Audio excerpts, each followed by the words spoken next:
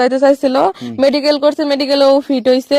পরে আমার বলছে যে আমি রাশিয়া যাওয়ার আগে তোমার কুট মেরে একই রকম। তো সর্বশেষ কি বলতে চান, মানে আপনি কি চাচ্ছেন, আপনার কি আমি চাওয়াটা কি? সর্বশেষ আমার চাওয়া একটাই চাওয়া, আমি কিচ্ছু চাই না।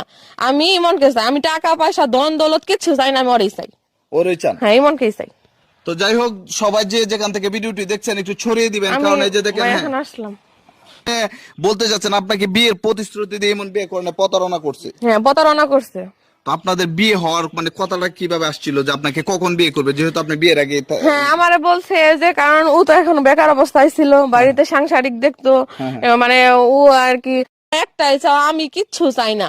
আমি ইমনকে চাই, আমি টাকা পয়সা ধন দৌলত কিচ্ছু চাই না, আমি ওরই চাই। তো না, তাই বলছে যে ও আবার রাশিয়া যাইতে চাইতেছে, রাশিয়া যাইতে চাইছিল, মেডিকেল করছে, মেডিকেলেও ফিট হইছে।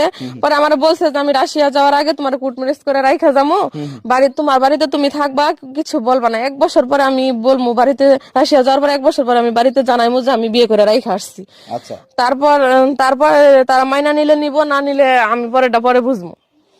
একটা বিষয় জানা ছিল, একটা মানে সংসার মানে শুরু হয় পারিবারিক ভাবে, যে স্বামীর বাড়ির পক্ষ থেকে, হ্যাঁ, মা বাবা মেয়েকে পছন্দ করে বিয়ে করে, কিন্তু আপনি যেহেতু স্বেচ্ছায় চলে আসছেন, আপনি যে এখানে থাকতেছেন